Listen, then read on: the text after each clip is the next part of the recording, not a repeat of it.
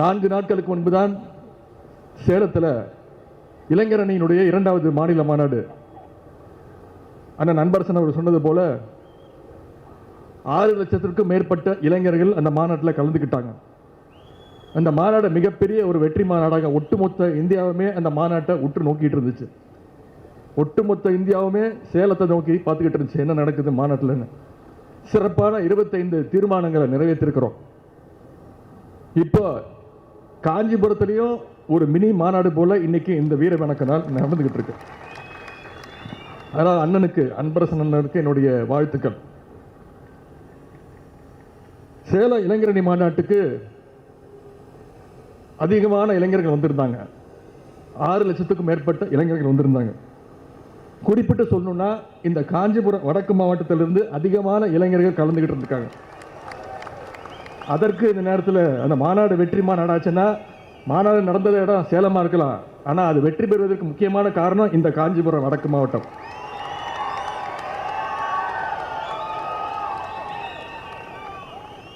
அதுவும் அன்பரசன் அவர்கள் நேற்று முன்தினம் இந்த நிகழ்ச்சிக்காக எனக்கு வரவேற்பு கொடுப்பதற்காக, அழைப்பு கொடுப்பதற்காக வந்தார். வந்து அதை கேட்டார் என்கிட்ட, செக் பண்ணியாப்பா என்னென்ன அப்படின்னு. மாநாடு வெற்றி, ஆமாம் செக் பண்ணியா என்ன அப்படின்னு. எந்த மாவட்டத்திலேருந்து அதிகமான இளைஞரணி தம்பிகள் வந்தாங்கன்னு செக் பண்ணியா அப்படின்னாரு. அப்பொழுது உடனே நான் போக்குவரத்து காவல்துறைக்கு அழைச்சி கேட்டேன், எந்தெந்த மாவட்டத்திலேருந்து அதிகமான வாகனங்கள் வந்திருக்கு, அதிகமான இளைஞர்கள் கலந்து கொண்டாங்கன்னு சொல்லும்பொழுது முதல் 5 மாவட்டங்களில் இந்த காஞ்சிபுரம் வடக்கு மாவட்டம் இருக்கு. அவர் எந்த நிகழ்ச்சி நடத்தினாலும் அது அடுத்த நிகழ்ச்சிக்கு ஒரு எடுத்துக்காட்டு நிகழ்ச்சியாக ஒரு நிகழ்ச்சியும் எழுச்சியோடு தான் அவர் நடத்துவார். அது குறிப்பிட்டு சொன்னா இளைஞரணி நிகழ்ச்சிக்கு இன்னும் அதிகம் மதிப்பு கொடுப்பார், உற்சாகம் கொடுப்பார். அதற்கு என்ன காரணம்னா, அவர் இளைஞரணியில் இருந்து உழைச்சு படிப்படியாக இன்றைக்கு மாவட்ட கழக செயலாளராக, மாண்புமிகு அமைச்சராக இங்கே அமர்ந்திருக்கிறார்.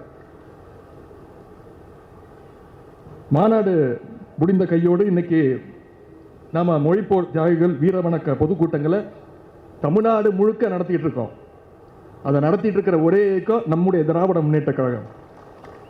இங்க நான் பேசிட்டு இருக்கிற இதே நேரத்தில் நம்முடைய கழக தலைவர் அவர்கள் அண்ணா நகரில் பேசிக்கிட்டு இருக்கிறார். தலைவர் அண்ணா நகரில் பேசிட்டு இருக்கிறாரு. அண்ணா பிறந்த காஞ்சிபுரம் மாவட்டத்தில் நான் இன்னைக்கு உங்களை சந்திச்சு பேச வந்திருக்கின்றோம். எனவே இது எனக்கு கிடைச்சிருக்கிற மிகப்பெரிய ஒரு பெருமை. உலக வரலாற்றில் ஒரு மொழியை காப்பாற்ற போர் தொடுத்த ஒரு மாநிலம் இருக்குதுன்னா அது இந்தியாவில் இல்லை, உலக வரலாற்றிலே அது தமிழ்நாடு மட்டும்தான். ஆனால் இந்த போர் கொஞ்சம் வித்தியாசமானது. பொதுவாக போரில் 2 பக்கத்துக்கும் காயம் ஏற்படும். ஆனால் இந்த போர், மொழி போர் கொஞ்சம் வித்தியாசமானது. நம்ம யாரை எதிர்த்து போர் செஞ்சோமோ அவங்க மேலே ஒரு கீறல் கூட விழல. மாறா நம்முடைய எண்ணற்ற தியாகிகள் தமிழ் மொழியை காப்பாற்ற தங்களுடைய உயிரையே விட்டாங்க.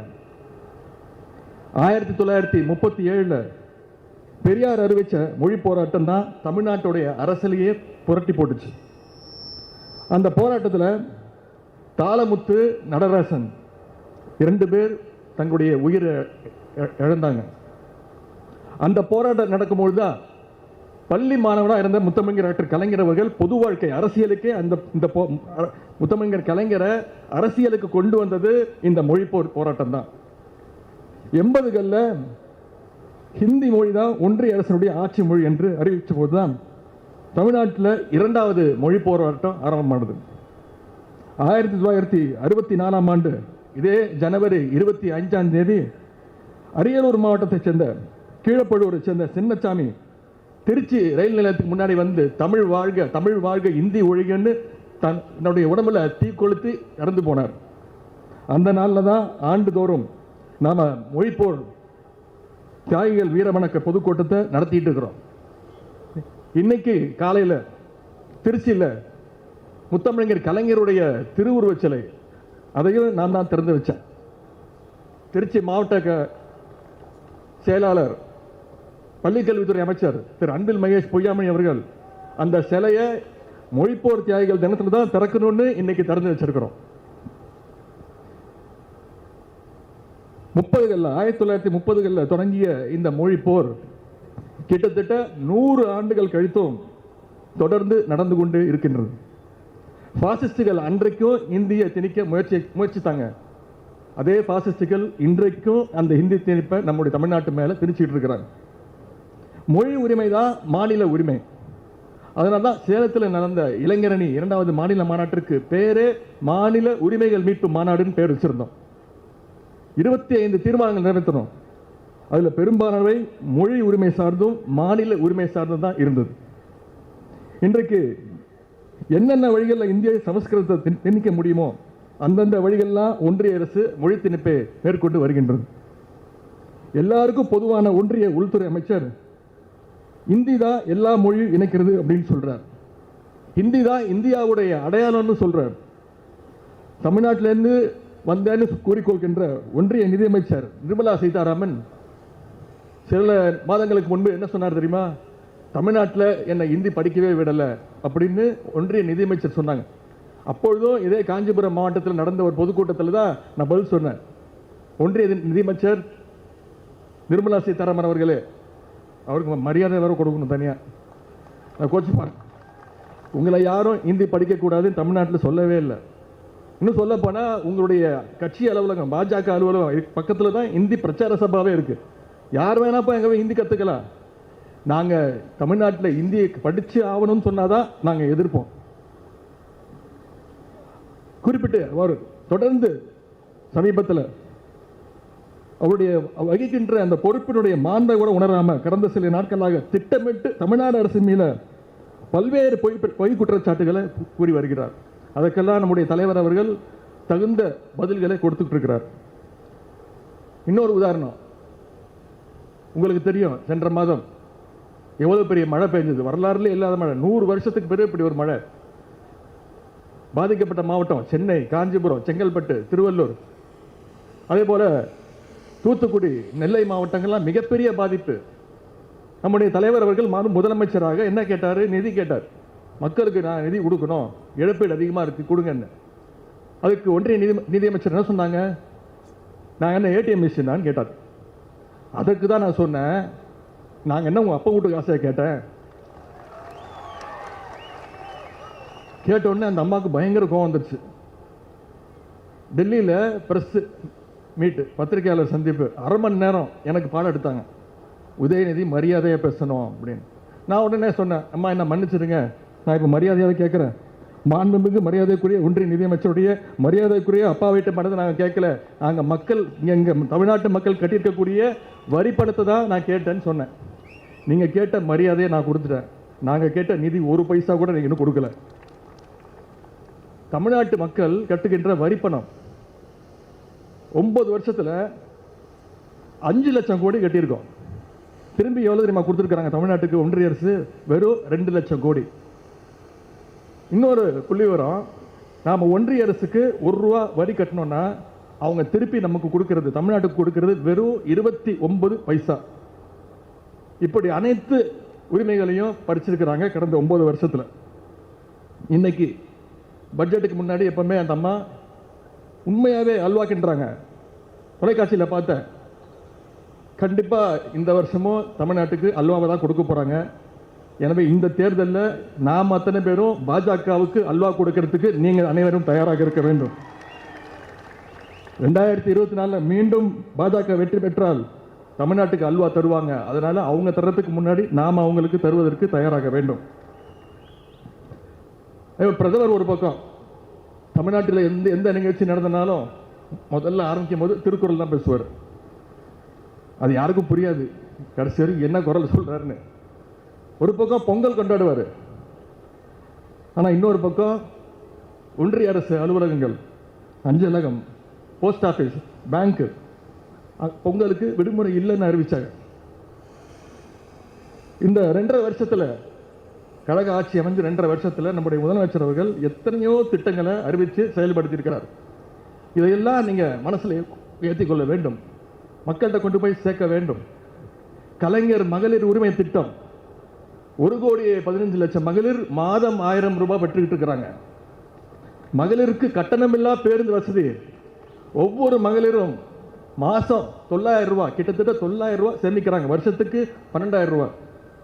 காலை சிற்றுண்டி திட்டம் பல லட்சம் மாணவர்கள் 1ஆம் வகுப்பிலிருந்து 5ஆம் வகுப்பு வரை படிக்கக்கூடிய மாணவர்களுக்கு காலையில் பள்ளிக்கூடத்திற்கு போனால் சரியான தரமான உணவு கொடுக்கப்படுகின்றது.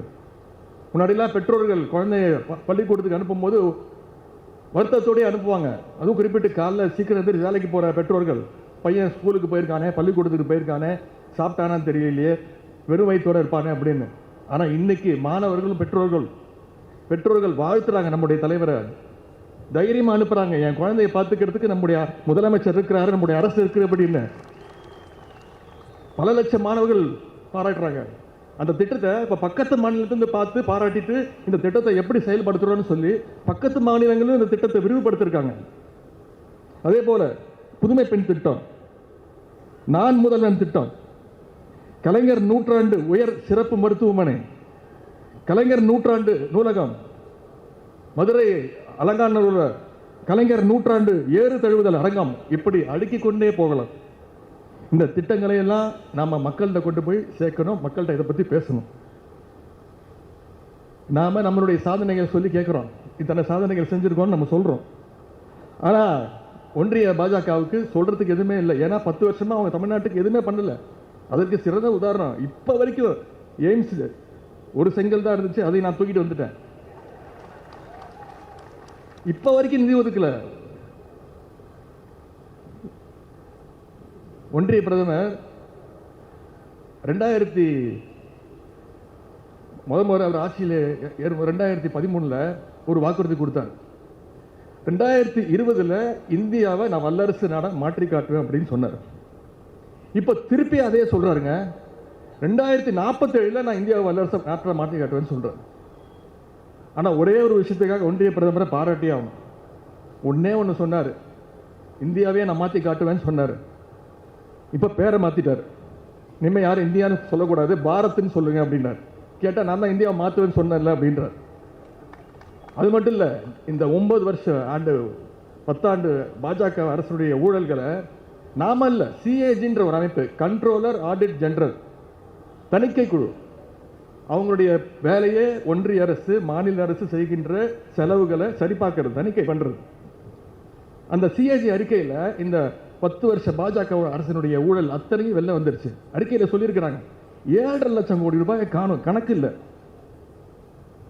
1 கிலோமீட்டர் ரோடு போடுவதற்கு ஒன்றிய பாஜக அரசு கணக்கு காட்டியிருக்கு. எவ்வளவு தெரியுமா? 250 கோடி ரூபாய். 1 கிலோமீட்டர் ரோடு போடுவதற்கு 250 கோடி ரூபாய். அதே போல ஆயுஷ்மான் பாரத்னு ஒரு திட்டம், அதில் இறந்து போன 88,000 பேருக்கு மெடிக்கல் இன்சூரன்ஸ் கொடுத்துருக்குறாங்க. காப்பீட்டு திட்டம், செத்தே போயிட்டான் அவன் பேரில் 88,000 பேருக்கு காப்பீட்டு திட்டம். இதையெல்லாம் மறைக்கத்தான் இப்போ தேர்தல் இருக்கிற நேரத்தில் அயோத்தியில் ராமர் கோயில் கட்டுறோன்னு அதை சொல்லி வாக்கு கேட்டு வருவாங்க. கோயில் கட்டுனா எங்கள் தமிழ்நாட்டு மக்கள் வந்து சாமி கூட்டிட்டு தான் போவாங்க. ஆனால் அதே நேரம் தேர்தல்னு வந்தால் வாக்குச்சாவடிக்கு போய் உதயசூரியன் சின்னத்தில் தான் வாக்களிப்பாங்க. ஆன்மீகம் எது, அரசியல் எதுன்னு நம்ம தமிழ்நாட்டு மக்களுக்கு நல்லாவே தெரியும். அதனால தான் பாஜக மாதிரியான கட்சிகளை தமிழ்நாட்டுக்குள்ள நாம நுழைய விட மாட்டேங்கிறோம். இங்கே இன்னும் ஒரு கோஷ்டி இருக்கு, அடிமை கோஷ்டி. நம்ம மாநாடு நடந்ததுலேருந்து ஒருத்தன் வெளில வரலைங்க, எங்கன்னே தெரியல யாருமே. அதில் வந்து பல அணிகள் இருக்கு. ஓபிஎஸ் என்ன சொல்றாரு, எடப்பாடி விரைவில் ஜெயிலுக்கு போவார் அப்படின்னு இவர் சொல்றாரு. ஓபிஎஸ் அவர் என்ன சொல்றாரு, இல்லை இல்லை அவர் தான் முதல்ல ஜெயிலுக்கு போக போறாருன்னு அவர் சொல்றாரு. நான் சொல்றேன், விரைவில் நீங்கள் 2 பேருமே ஜெயிலுக்கு போக போகிறது உறுதி. அங்கேயுமே உங்களுக்கு பக்கத்து சீட்டு கிடைக்க போகிறது உறுதி. உங்ககிட்ட ஒரே ஒரு வேண்டுகோள், ஜெயிலுக்கு போகும்போது கூட தவழ்ந்து போகாதீங்க. அதே மாதிரி சட்டசபையிலங்க அடிக்கடி வெளிநடப்பு செஞ்சிருவாங்க. அவங்க வெளிநடப்பு செய்யும் போது என்ன தெரியுமா காரணம் இருக்கும், ஏதாவது ஒரு மக்கள் பிரச்சனையை சொல்லியோ. அவங்க இது வரைக்கும் ஒரு முறை கூட வெளிநடப்பு செஞ்சதில்லை.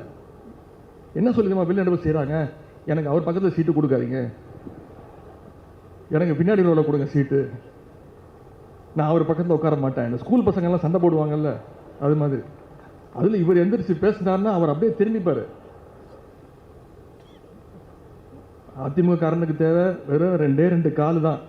ஏன்னா காலில் வர கட்சி தான் அதிமுக. மறைந்த முதலமைச்சர் ஜெயலலிதா அம்மையார் இருந்த வரைக்கும் அந்த அம்மாவோட காலில் விழுந்து கிடந்தாங்க. அந்த அம்மா இறந்த பிறகு அம்மையார் சசிகலா அம்மையோட காலில் விழுந்து கிடந்தாங்க.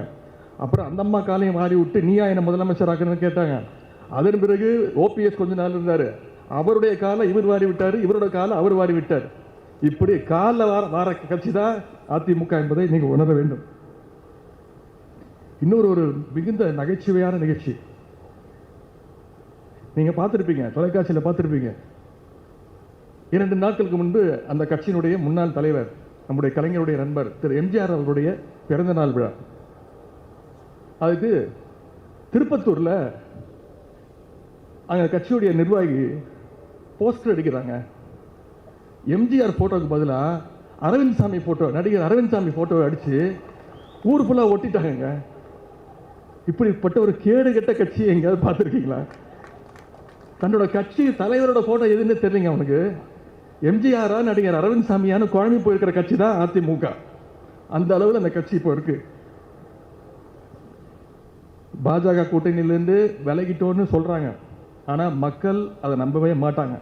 இன்னைக்கு அதிமுகவுடைய முன்னாள் அமைச்சர் அண்ணன் ஜெயக்குமார் அவர்கள் பத்திரிகை சந்திப்பு, அதில் கேட்குறாங்க கூட்டணி பற்றி. என்ன தெரியுமா சொல்றாரு? அரசியல நிரந்தர நண்பனும் கிடையாது, நிரந்தர எதிரியும் கிடையாது அப்படின்றாரு. எனவே தமிழ்நாட்டு மக்கள் இதை பார்த்துக்கிட்டு இருக்கீங்க. அதிமுக நான் தொடர்ந்து சொல்லிட்டு இருக்கிறேன், அதிமுகவுடைய தேசிய தலைமை தான் பாஜக, பாஜகவுடைய மாநில கிளை தான் அதிமுகன்றது நான் தொடர்ந்து சொல்லிட்டு இருக்கிறேன். இதை மக்கள்கிட்ட கொண்டு போய் சேருங்க. எனவே இவர்களையெல்லாம் நாம் விரட்டி அடிக்க வேண்டும். 2024 மக்களவைத் தேர்தலில் இந்த 2 கட்சிகளையும் டெபாசிட் அடக்க செய்ய வேண்டும். இந்த மொழிப்போர் தியாகிகள் வீரவணக்க பொதுக்கூட்டத்தில் இன்னும் ஒரு முக்கியமான விஷயத்தை தெளிவு செய்ய விரும்புகின்றேன். ஹிந்தி படிக்க வேண்டும் என்று யார் நினைக்கிறாங்களோ அவங்களுடைய விருப்பத்திற்கு ஒருபோதும் நம்முடைய கழகம் தடையாக இருந்தது கிடையாது. தமிழ்நாட்டில் பிறக்கிற எல்லா குழந்தைகளும் 3 மொழிகளை படிக்க வேண்டும் என்று சொல்லும் போதுதான் நாம் அதை எதிர்க்கிறோம்.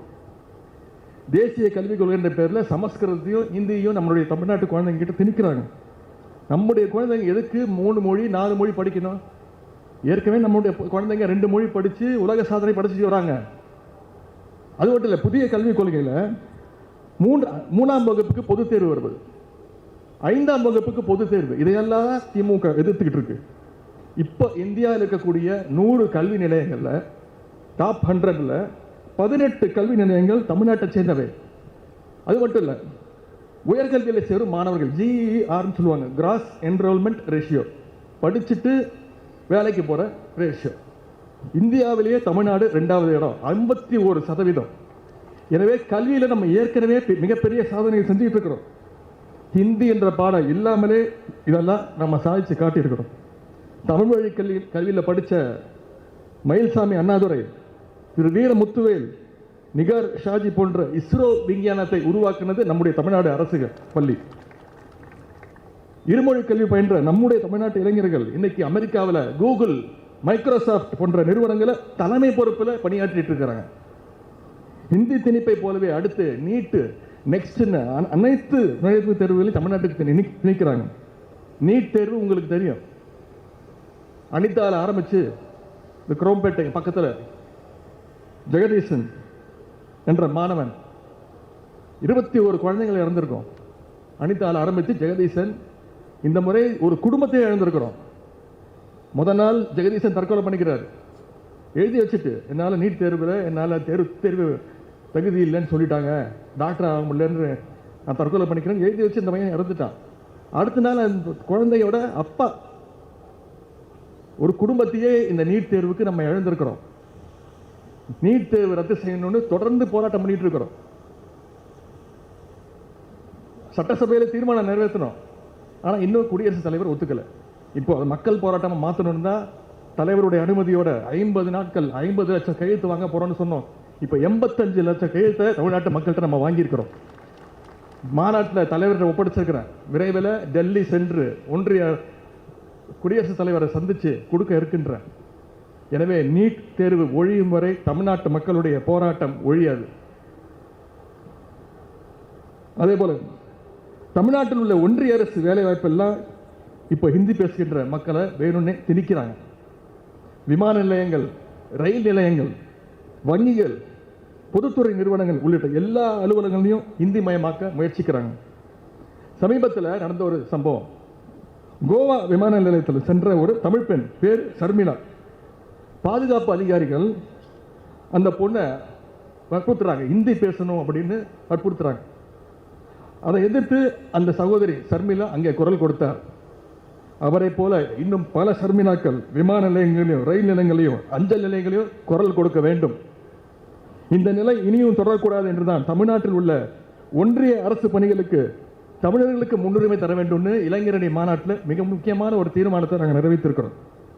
2 நாட்களுக்கு முன்பு பாஜகவுடைய அஃபீஷியல் வெப்சைட், அதில் பார்த்துருப்பீங்க, ட்விட்டர் தளம், எக்ஸ் தளத்தில் என்னன்னு எனக்கு தெரியல, ஏன் ஃபோட்டோவை போட்டு ஹிந்தியில் ஏதோ எழுதியிருந்தான்.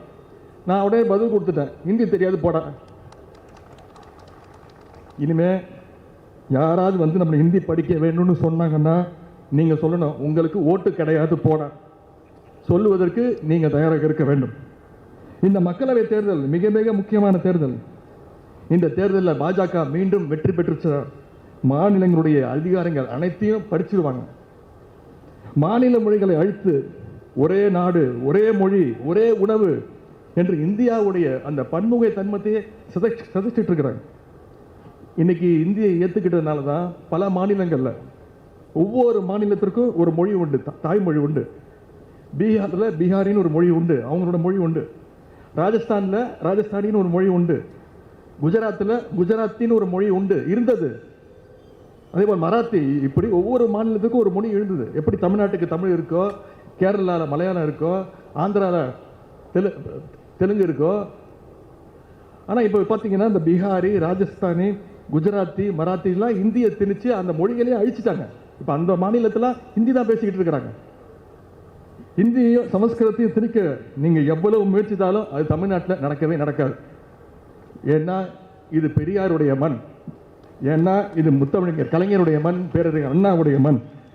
மிக முக்கியமாக நான் சொல்வது, இங்கே நடைபெற்று கொண்டிருப்பது முத்துவேல் கருணாநிதி ஸ்டாலின் என்னும் ஒரு மாபெரும் தலைவருடைய திராவிட மாடல் ஆட்சி.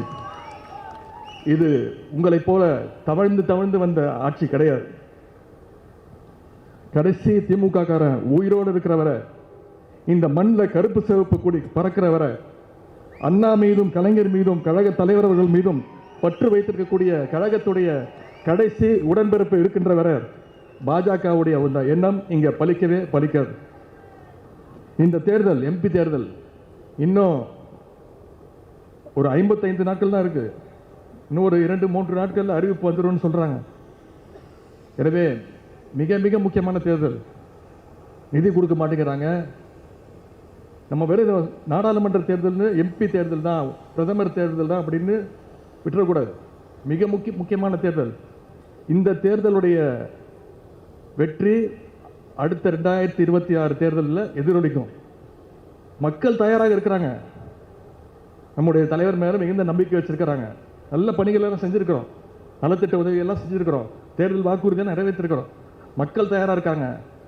நம்ம தான் ஒற்றுமையோடு இருந்து நம்முடைய சாதனைகளை மக்கள்கிட்ட கொண்டு போய் சேர்த்து அந்த மிகப்பெரிய வெற்றியை நாம் தேடி கொடுக்கணும்.